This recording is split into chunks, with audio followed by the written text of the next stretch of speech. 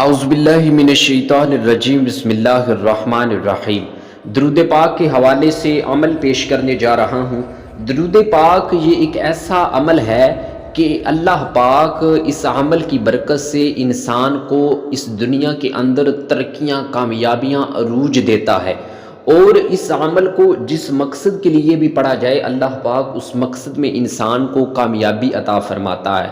یہاں تک کہ اگر اس عمل کو، اس درود پاک کو صاف نیت کے ساتھ اور اللہ پر یقین رکھتے ہوئے پڑھا جائے تو یہ عمل مٹی کو بھی سونا بنا دیتا ہے، پتھروں کو بھی یہ دولت میں بدل دیتا ہے۔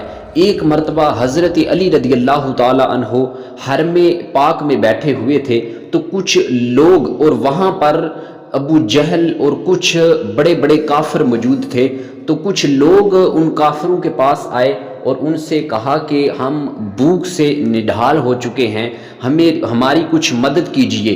تو ان کافروں نے کہا کہ وہ سامنے ایک شخص بیٹھا ہوا ہے۔ حضرت علی رضی اللہ تعالی عنہ کی طرف اشارہ کیا کہ اس شخص کے پاس چلے جاؤ، اور حضرت علی رضی اللہ تعالی عنہ وہاں پر بیٹھے ہوئے تھے۔ وہ لوگ حضرت علی کے پاس گئے اور کافر یہ مذاق اڑا رہے تھے کہ حضرت علی رضی اللہ تعالی عنہ تو خود فقیر ہے، خود غریب ہیں، یہ ان کی کیا مدد کریں گے۔ لیکن جب وہ حضرت علی رضی اللہ تعالی عنہ کے پاس گئے، حضرت علی رضی اللہ تعالی عنہ نے ان لوگوں کی فریاد سنی تو ان لوگوں سے کہا کہ تم اپنے ہاتھوں کے اندر کچھ کنکریاں، کچھ پتھر لے آؤ۔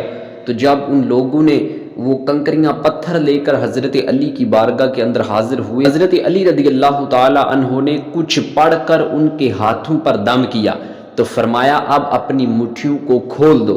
تو جیسے ہی انہوں نے اپنے ہاتھوں کو کھولا تو ان کے اندر درہم اور دینار موجود تھے۔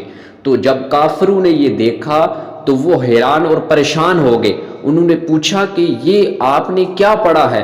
تو حضرت علی رضی اللہ تعالی عنہ نے فرمایا کہ یہ میں نے درود پاک پڑھ کر ان کی مٹھیوں پر دم کیا ہے، تو اللہ پاک نے ان پتھروں کو درہم اور دینار کے اندر تبدیل کر دیا۔ یہ ایک ایسا عمل ہے، اس عمل کو جس مقصد کے لیے بھی صاف نیت کے ساتھ پڑھا جائے تو اللہ پاک اس نیت کو، اس عمل کو قبول فرما دیتا ہے۔ تو آپ درود پاک کم از کم ایک دن کے اندر 313 مرتبہ، زیادہ بھی پڑھ سکتے ہیں، 313 مرتبہ یہ درود پاک آپ پڑھ لیا کریں۔ انشاءاللہ آپ کو اللہ پاک ترقیاں عطا فرمائے گا۔ وہ علامہ اقبال سے کسی نے پوچھا تھا کہ آپ اتنے مقبول شاعر کیسے بنے؟ تو انہوں نے کہا کہ میں جب بھی شعر لکھتا تھا، شعر لکھنے سے پہلے اور بعد میں حضور علیہ السلام کی بارگاہ کے اندر درود پاک پڑھ لیتا تھا۔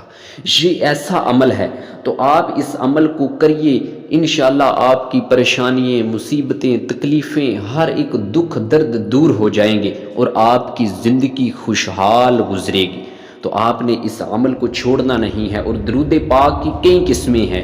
ایک درود پاک وہ ہے جو ہم نماز کے اندر پڑھتے ہیں، ایک درود پاک وہ ہے جو ہم اذان سے قبل پڑھتے ہیں، اور ایک چھوٹا سا درود پاک ہے صلی اللہ علی محمد۔ جو آپ کو جو بھی درود پاک آسان لگے آپ اس درود پاک کو روزانہ چلتے پھرتے پڑھتے جائیے، انشاءاللہ دیکھیے گا، پھر آپ اپنی آنکھوں سے آپ دیکھیں گے کہ کس طرح آپ کی تقدیر چمکتی ہے۔